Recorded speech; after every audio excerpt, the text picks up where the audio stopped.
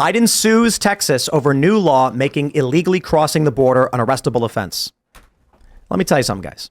Article 4, Section 4. Shout out to Josie, the redhead libertarian. Constitutional scholar. Article 4, Section 4 says the federal government must defend states from invasion from outside forces. And here we are witnessing 10,000 people per day storming, invading Texas. It's an invasion. In fact, MSNBC was shocked by it. That's what really got me watching an MSNBC reporter be like, my God, I've never seen anything like this. The Biden administration is fighting against the Constitution and the law. Now, I ask you, how is it that the Biden administration is getting away with shitting on the Constitution, spitting on the laws of the country and the state? How is it possible? You ask, how do we win against a system that is corrupt? It's not about a system. It is not about numbers in a book, codification. It is about how many people agree with your worldview and how many don't.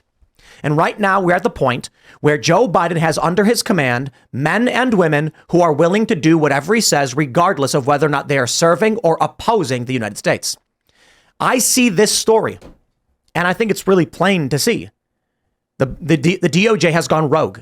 They are acting against the Constitution, which says they must defend against invasion. They are facilitating invasion, aiding and abetting outside forces who harm this country. That is sedition. And so as we witness this, we wonder, how is it possible that the federal government has people within it? Because it's not the entirety of the FBI. It's like the DC Bureau. There are FBI agents in other parts of the country that are fine. How is it that these people are able to engage in sedition? There are no good men or women willing to stand up and say, you are rogue, you are criminals. Police officer at a local police department in New York, hypothetical, robs a bank, steals the cash and walks out. And he says, I'm a cop, what are you going to do about it? Well, Internal Affairs shows up and says, we're here to arrest. And he goes, oh, heavens me, oh no, I've been caught. Law enforcement got me. One day, the police chief himself for the entire NYPD decides to rob a bank. And he does. And he says, I'm the chief of everybody. What are you going to do about it? And they go, oh, gee golly, what do we do? The FBI shows up. They arrest the cop. There's a law enforcement agency above superseding. In the Biden administration, there's nobody. They are the highest level, and they are committing criminal acts against the people of this country every single day. And you need only look to the people of Chicago to see that they're outright saying crimes are being committed against us. The victims are apparent. And many of these migrants are victims as well, being promised glory when they come here and then dying in the desert. Texas says this is illegal and we will stop it. Federal law says this is illegal and we must stop it. A Border Patrol agent turned away illegal immigrants before they entered the U.S., and he is now under investigation by the feds. A man who did the right thing and said, you got to turn around, you can't come in the country, and the feds are now going after him. So when I talk about how you win this, there's only one way you win it. A federal law enforcement officer that is willing to engage in a seditious conspiracy against the government, against this country, working with the government, I suppose. I think it's fascinating that people ask me how civil war could happen. And I'll tell you this very, very simply. When federal law enforcement agents are engaged in a seditious conspiracy to violate they're violating the Constitution and abetting an invasion at our southern border, you need to ask me how a civil war could happen? Motherfuckers are outright destroying your country in plain view, and there's no law enforcement to stop them. Except for Texas. Texas has declared it illegal. The Biden administration, their move so far is to sue Texas. If good men and women in Texas, in law enforcement, say we will enforce the law, get the fuck out of our way, we're done. All you need is for good men to do something. How do we win this? You need to wake these people up and let them know the crime is happening. And I assure you, good people will wake up. We are witnessing the decay and the decline of wokeness. The Bud Light boycotts, Target boycotts, Donald Trump's polling numbers through the roof. The American people are starting to wake up to the corruption that is the deep state, that is the uniparty. What is ineffective? Homie shows up and starts opening fire on a bunch of federal agents. That reinforces their view that they're the good guys. It puts them in the victim position, and then regular people who don't know what's going on lend their power, support, and voice to the criminals. What we need to happen is to control the lines of communication, set the news cycle, and we have to win those institutions. The termination, the resignation of these university professors, and it was real difficult to get rid of Claudine Gay, is one of the most powerful moves in winning the culture war and putting an end to any potential violence and taking back the seats of power. It's not just that, though. The Daily Wire's efforts in producing content like Bentkey, inspiring young people. I told you the reason why pedophilia is so evil and why more evil than murder is because it destroys the future generations of humanity. What the Daily Wire is doing with Bentkey is reinforcing and strengthening the future generations of humanity. That is how we win. Now, I know a lot of people say, Tim, you don't have kids. Hey, none of your business, working on it. But that's the other issue. Let liberals, I shouldn't say let them, but we watch them as they sterilize their kids, abort their kids. All signs indicate that we are on a path towards victory. The answer is not going to be someone deciding to act outside of the system we are seeking to regain control of. It would be like the United States is this great galleon of the 17th century, and it was once captained by a great man named, I don't know, it was John Paul Jones, I guess. I don't know if he ever captained a galleon or anything like that. But let's say we had a great captain. Well, you know what? Over a long period of time, some pieces of shit took control of that ship. The answer is not to burn that ship to the ground and blow it up and sink it because it's doing bad shit. It's to get in, convince enough of those motherfuckers controlling that ship to mutiny against the corrupt. And I wouldn't even call it a mutiny. I would say, stop supporting the criminal. A pirate has taken command of this ship and you know it's wrong. We are winning that fight. And we are getting institutional pushback.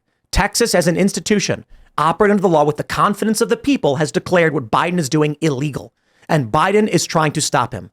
But it may be only a year from today that we are witnessing the preparations for the inauguration of Donald Trump, in which he promises to mass deport through a simple and legal process that will be arduous, but simple, and the arrest of many people. I say no guarantees. Donald Trump may or may not do this. Who knows? But at least, this is the most effective plan and path forward. Winning people over, winning hearts and minds, and convincing your enemies or the default liberals to stand side by side with you instead of fighting against you. If you went to any world leader and said, good sir, which would you rather have? Victory over your enemies through bloodshed, violence, and bombs, or without a single bullet being fired? They'd say, of course I would rather just win victory of my enemies without a bullet being fired. My friends, I introduce you to information warfare. Controlling the minds of the younger generation and figuring out how to do that effectively is how you'll win the war without even raising a finger. And that's what they've been doing with big tech. I'll tell you this right now as an aside.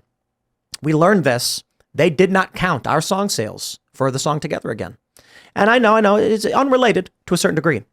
They told us the only way to track sales now, as of June 29th of 2023 of last year, is to go through iTunes and Amazon. That's right.